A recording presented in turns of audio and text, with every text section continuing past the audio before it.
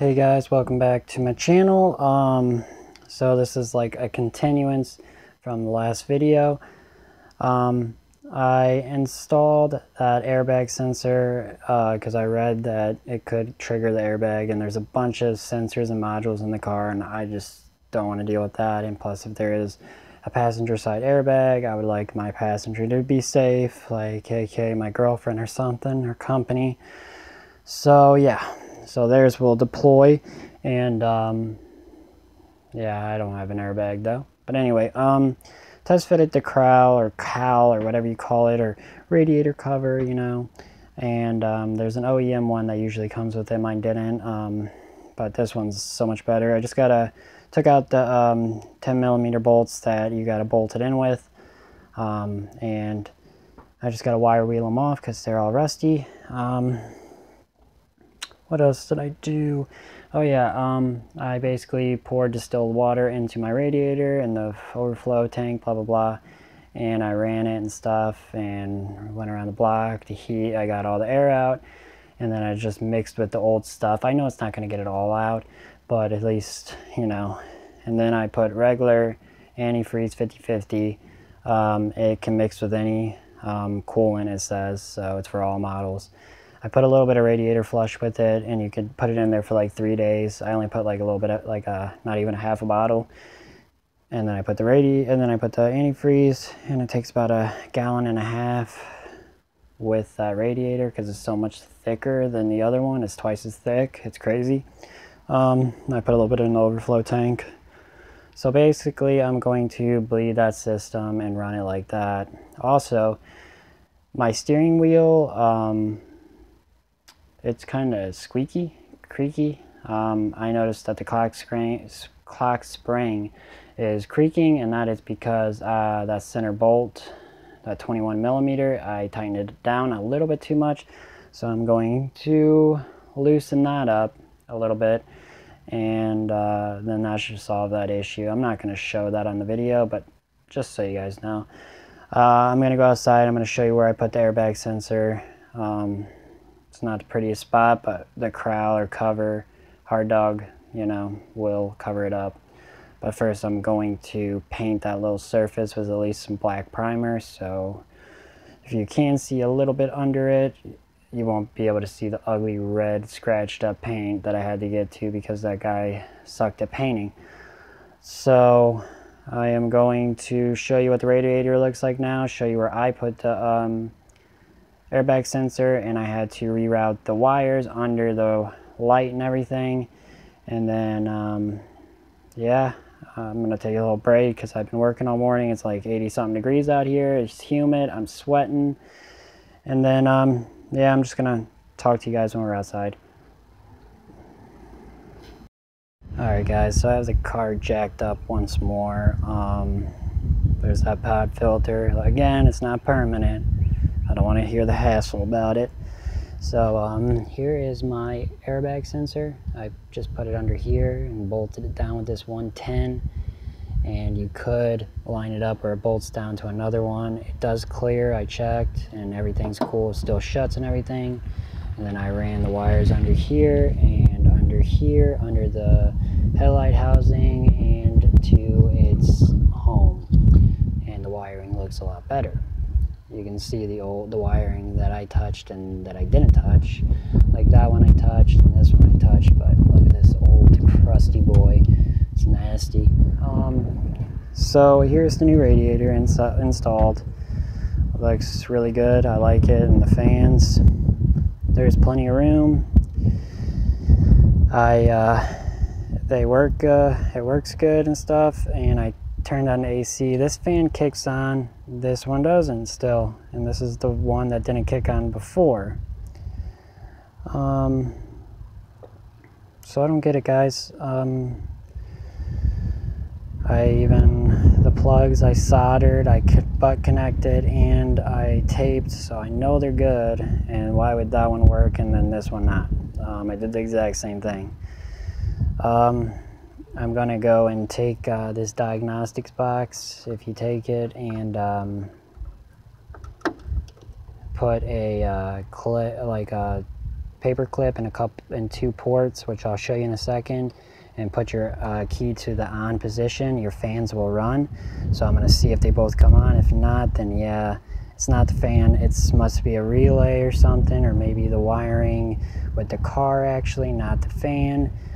So that's my next problem I got to figure out. But I'm going to go ahead and bleed this here in a minute and fix my creaky steering wheel, put the radiator crown on, and I'll show you how to do that part.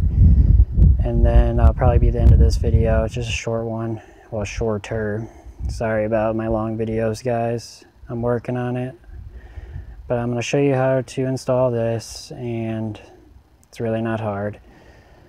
But then that'll be the end of this one. Got the new dual core radiator, the fans, wired them in so that they plug and play.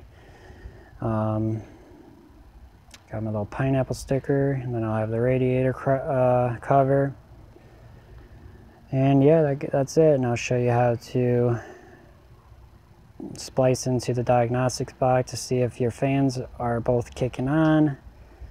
Yeah, and then when I figure out why my fan is broken, then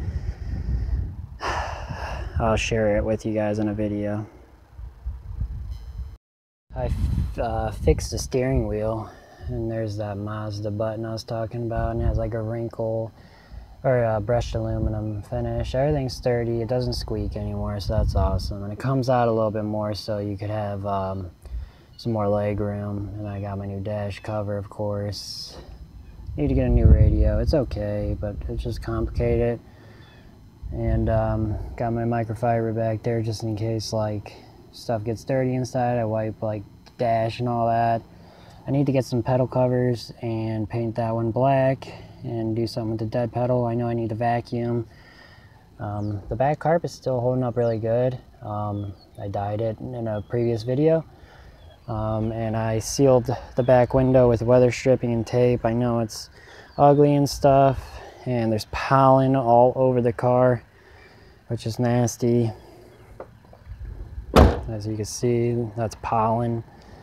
And got my pineapple sticker, which is awesome. I love those. But let me pop the hood. Alright guys, so here's the hard dog radiator cover.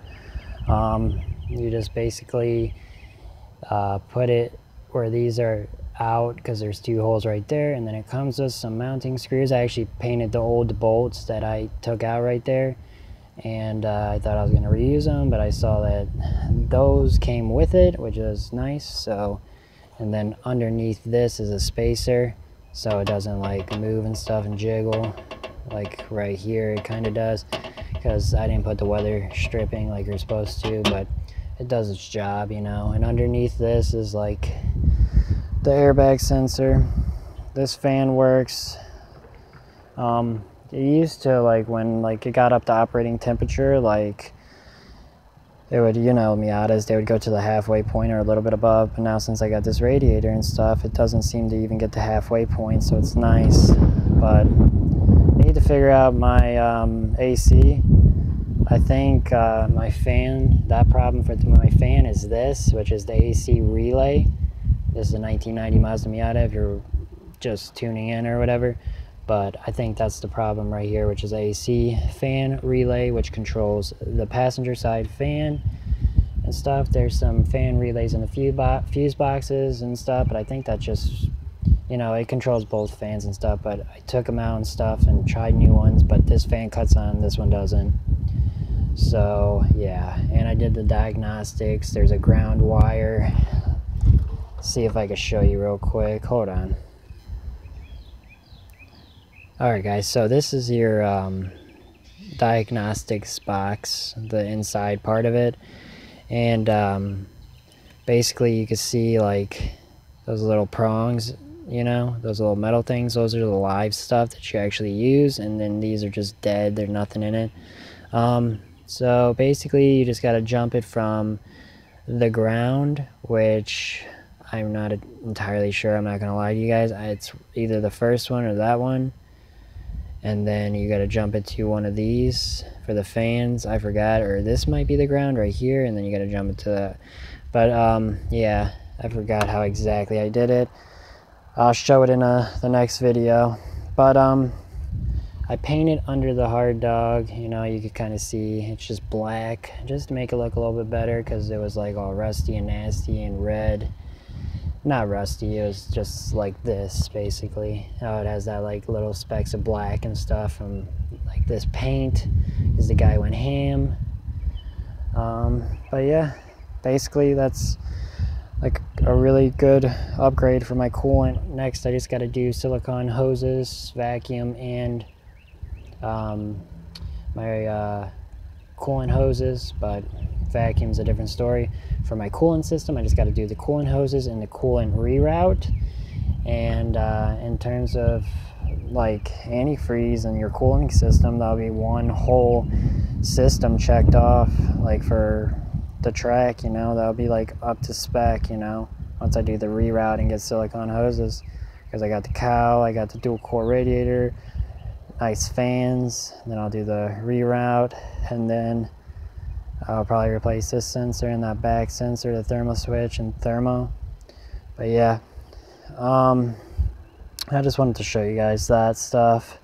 It looks really, really nice. Like, this engine bay is starting to come together. I know it's not perfect and stuff, and these YouTubers start their stuff off, some of them were like, their car looks really nice paint job and stuff, and they're just starting from like a fresh car, and then they just throw parts like this on there and then it looks awesome. But I'm starting from scratch basically, where paint looks like this, where the paint looks like this, where it's gross, and the top looks like this, where it's gross. And you're probably like, why'd you buy it then? One, it doesn't have any rust besides that one spot down there, and then the engine bay had a little bit of some surface rust in the corner, which I already took care of. And in a video to come, I'm going to take care of this rust. Let's see if I can see it right there. And I'm going to show you over here about, there's 2 bolts and stuff, and you can pull it and get all that grime out and stuff, and that's another common rust spot for Miatas and stuff. But anyway, the frame was straight and everything closes right, all the body lines line up, no rust for the most part besides what I just said.